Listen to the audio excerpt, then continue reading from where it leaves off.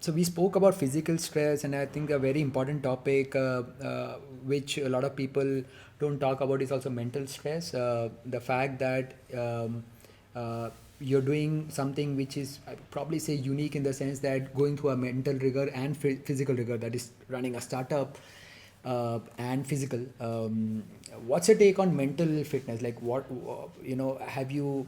I'm sure. I mean, asking that, have you felt stress is a misnomer, but how do you kind of balance it out? I mean, are there stuff which has worked in your favor to say that, I know this is not going my way, so let me take a pause and be reasonable in my goal? How do you kind of structure the mental fitness part?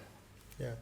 So I think a lot of disappointment happens when you have expectations and you build up those expectations either within yourself or with people around you. And therefore, if you fail to meet those expectations, you are very disappointed, or you feel that others would see you in a very different light. And that's where a lot of pressure comes on you. So one thing I did when I started off was that be very clear in my head that this could go either way. And every day as we do the startup, and you have seen that how market conditions change, and last year was very hot in terms of a lot of investment flowing in. This year, like people say, it's a long winter of funding.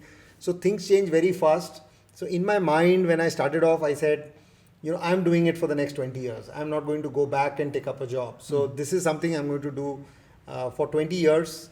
And therefore, I need to plan in such a way that every day when I started, I said, okay, this could be very small, and I'm okay keeping it small as long as I'm doing what I love, or it could become very big. If I'm ready to get the right partners to invest in my company, I should be ready with the big plan. So every day you look at both sides and say, okay, there's one where you could just be where you are, or maybe go slightly down from where you have reached. And on the other side, suddenly you might attract huge investments or huge opportunities, or something might really work out well. So you should be ready with both plans. So that way, being a startup and not taking anything for granted is number one. And number two is having that range of expectations or scenarios built up in your mind, like I'm sure you do in a long race, you think of all the plans, and like Mike Tyson said, right, you have all the strategies till you get the punch in the face. So you might think that, okay, I'll run this race, I will run a negative split, and suddenly you get cramps where you never had it, or suddenly the weather turns very sunny.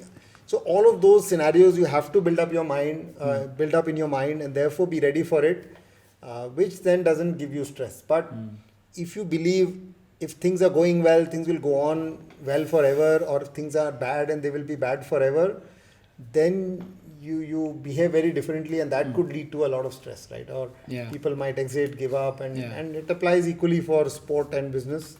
That even sport is a long-term commitment, right? You can be lucky. I was lucky that I ran the first race at 156. But now even to maintain that, you have to maintain a level of fitness, a routine. You have to take care of your body, injury, time, what you're eating. So you have to plan for a long term.